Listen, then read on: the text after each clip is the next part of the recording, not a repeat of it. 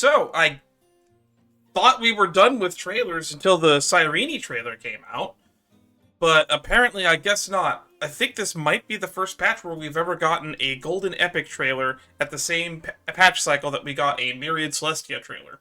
So I wasn't expecting a Golden Epic trailer. Man, Cyrene's gonna have, like, the most trailers before her release at this point. I think her, what was it called? Her Keeping Up with Star Rail also just dropped like a day or two ago. Alright, so Golden Epic trailer. Farewell, Cyrene. Let's start by reading the description, as we usually do.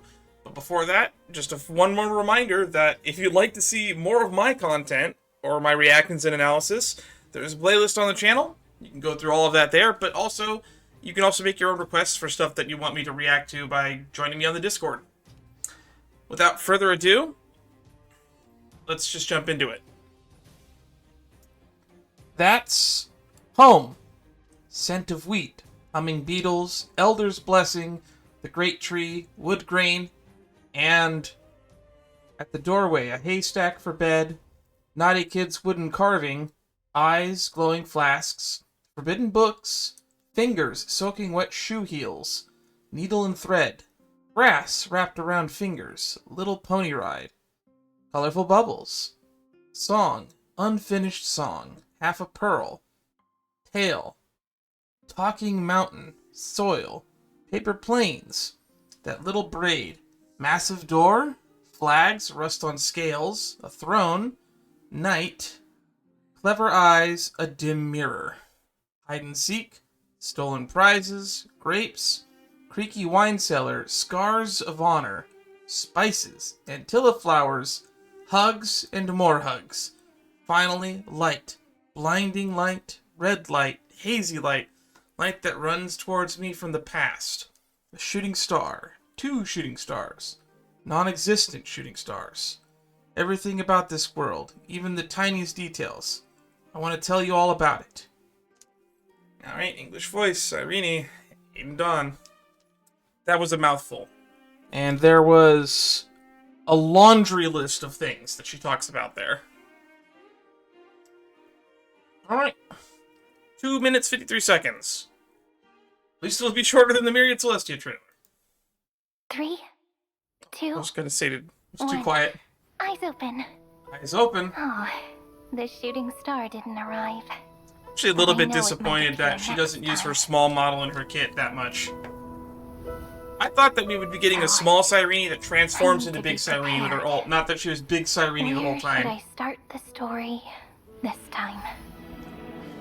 Do you like this one? Romance and reason, working together as an unstoppable force. Boy, I wish we saw that Or timeline. A contest between kings, with both law Wish we and saw that strife timeline. raising the first banner of war. I see life and death never parting, so that the world Oh, has man, I twice wish we as saw that much life. timeline.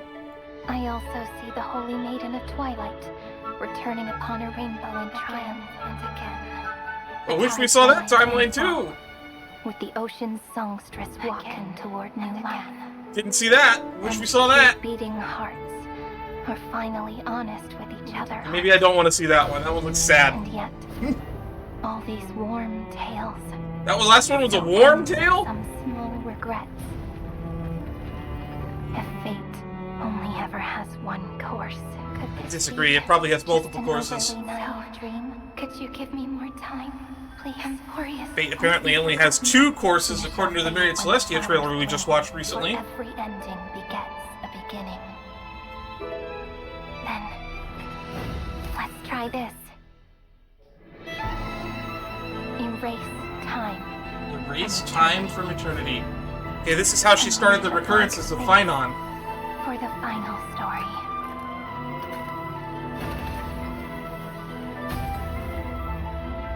Hi, long time no see. Where should I start this time?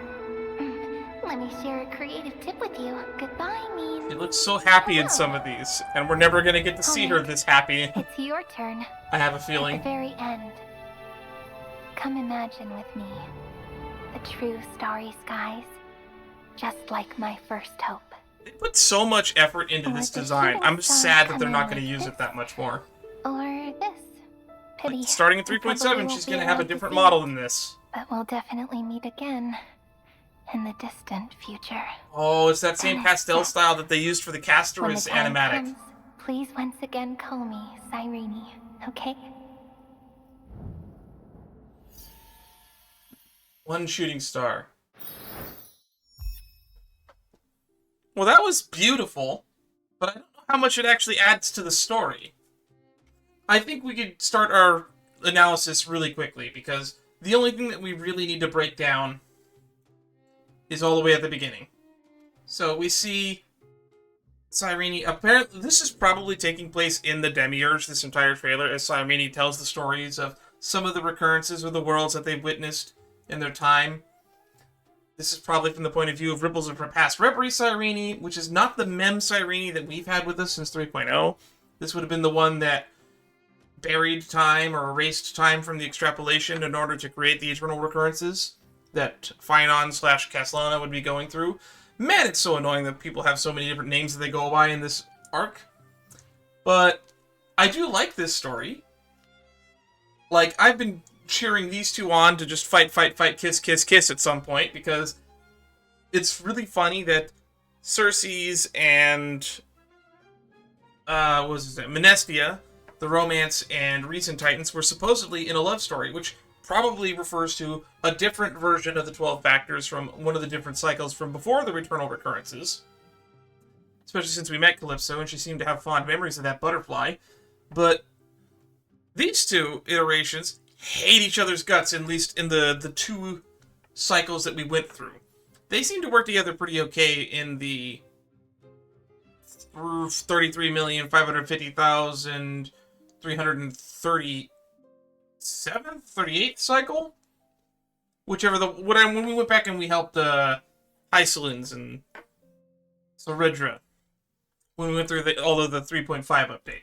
They worked pretty well together in that one, while we were trapped in the Exomyth. So there's that. A contest between kings. So this is a cool battle royale, and also Soridra skin when?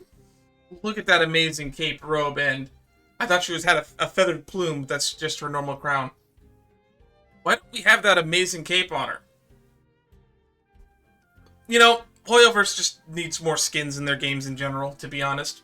Terravox, I kind of am upset that he is not playable.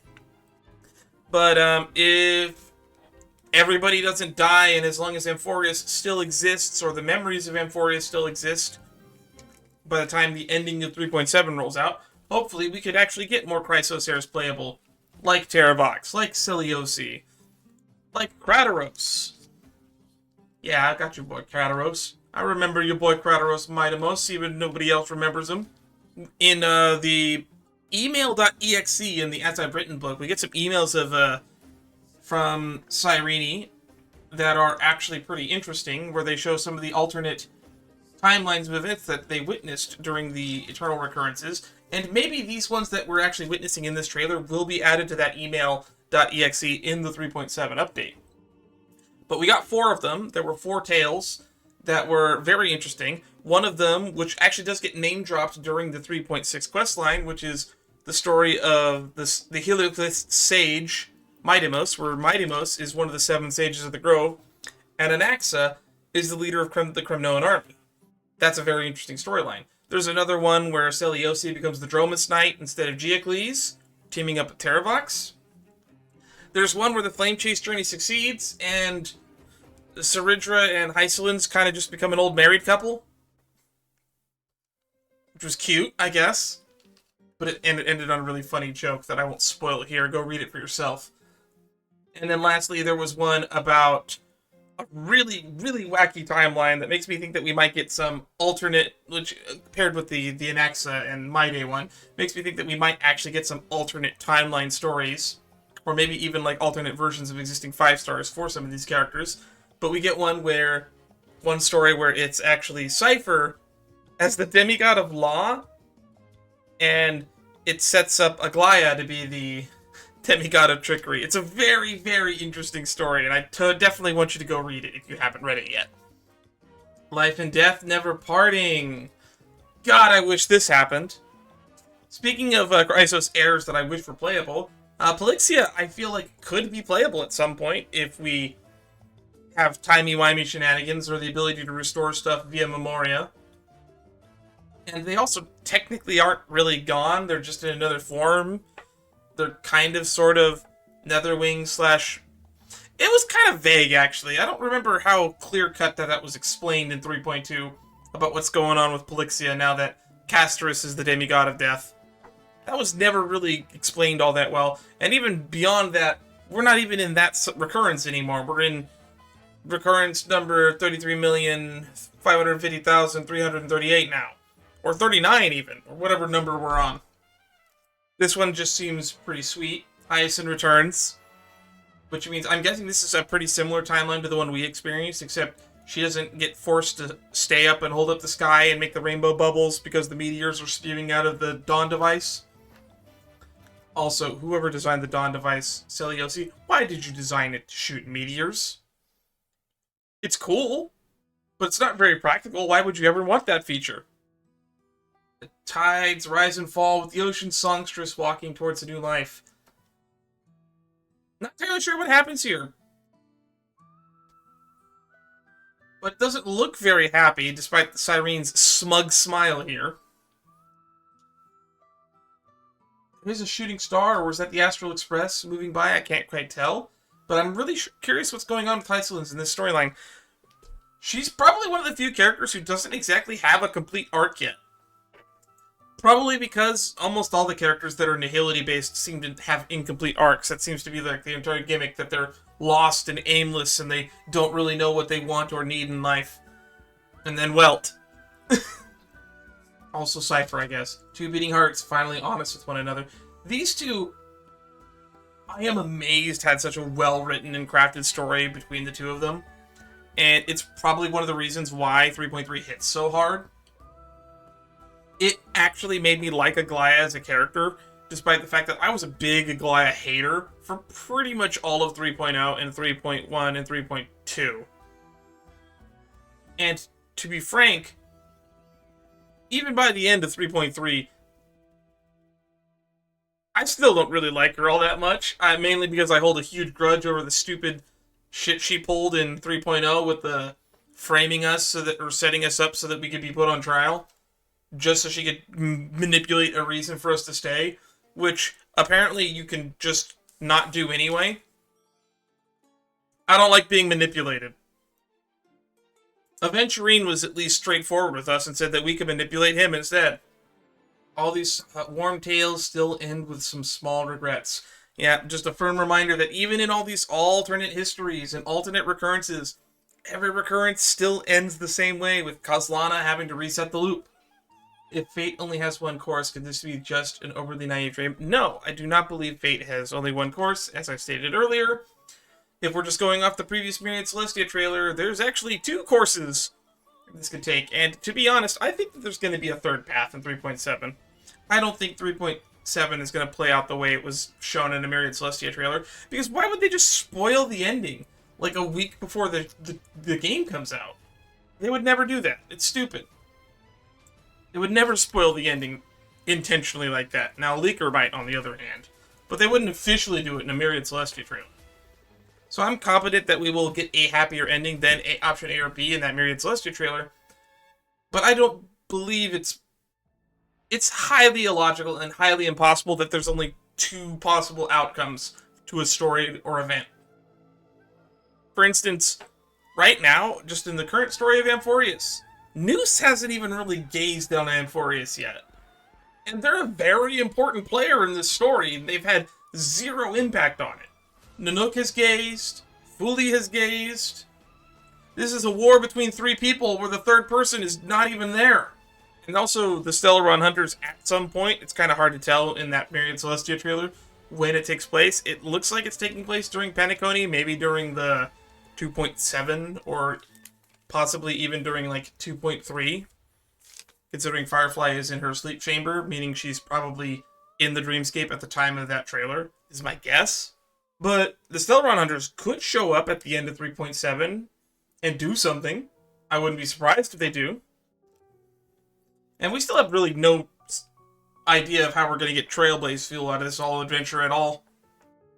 So that's another big question that I'd like to remind people of. Give me more time, Amphoreus won't be forgotten. You shall fade when the flowers bloom and the end begets a new beginning. So Amphoreus does have a lot of infinity symbology, as well as the fact that probably because in the 13 Flame Chasers, Infinity, I believe, was one of the 13 Flame Chasers in the Honkai Impact 3rd storyline.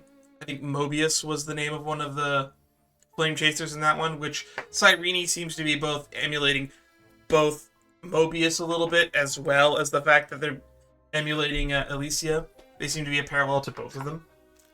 Or whoever this Demiurge character turns out to be, which the prevailing theory that me and a bunch of other people also agree with is the idea that the original pure child of Anasrava was the original Demiurge in the simulation or extrapolation long before Lygus ever got here. But that's just a theory, no confirmation on that. I'm really looking forward to maybe getting more elaboration on that in 3.7. And let's try this. She's holding her staff. This is the moment with Kaslana where she buries time, erases it from eternity. Leave blank space for the final story. Now, leaving blank space makes me think about how the way Lygus described the Demiurge. It's an empty vault right now. And Cyrene, during the 33,550,336 or so recurrences, has been filling it up with memories. So that blank space is already getting filled up. And we end on this really weird sequence that is only creepy given the context of what's happened in the Amphoreus story, because otherwise it's just a bunch of cool, cute shots of Cyrene flashing by with varying levels of smile. This one's a little bit unsettling. Why did we go with this one? And again, this is just reminding me how much I love this model and this design for this character. Her new one is cute and all. It kind of reminds me of a wedding dress, but I like this design. I'm really sad that we're not going to be able to walk around in the overworld in this design when we get her as a character. Well, maybe we'll get to see her in this design in her trailer when it comes out in like 3 days or so, whenever this comes out. I'm probably going to have to edit this, and I'll probably have this out probably before the end of the night. I love this art style. As I mentioned before, it's very similar to the art style that was used in Castrus's animated short. When the time comes, though, please once again call me Cyrene, okay? We still don't really know what the difference is between Mem Cyrene, Philia, the fact that the Cyrene that we're getting in 3.7 has a memo sprite that's herself. So I'm hoping we get some answers to the elaborations between that. And maybe it's hinted at because in Cyrene's splash art, there's like 3 other Cyrenes and Mem in it, so maybe it'll get elaborated, I'm not entirely sure. But when the time comes, please once again call me Cyrene, okay? So let's get this theory out here. Here's my theory on what's probably going to happen at the end of Amphoreus. I think we might end up doing a hard reboot of Amphoreus at the end of the story, with everyone being gone. We might delete everything, and everything will be restarting from the beginning, and the extrapolation will begin, and then it'll start the cycles again, but from 0. But this time, with the prime mover of life not being destruction, and Amphoreus can continue to exist in a new form. Though nobody will remember us, it'll be really sad, and I'll be really pissed off about it if I'm right. And this is my theory for how Amphoreus is going to end. Maybe Skrullum and Herta will set it up and start running it like it's a new expansion to the simulated universe or something. Which, Amphoreus the Eternal Land is going to be one of the new planar sets, so maybe this ties into that. But for the time being, I don't know. Anywho, I don't have anything more to add. So, this will be the outro. Thank you everybody who stuck around this far. I know I get a little bit rambly during some of my analyses. I love talking about the lore. I love talking about predictions of the story. And if you want to see more of me talking like this and rambling off and making what I'm supposed to be sitting through dramatically longer than it's supposed to be, for instance, we just turned a 2-minute and 50-second trailer into about a 22-minute and 50-second trailer analysis. So, if you'd like to see more of this content, come watch me live on Twitch TV/Sheet Streams. If you want to know when I'm going to go live, best way to do that is to join the Discord. Stay safe out there. I will see you all when I see you.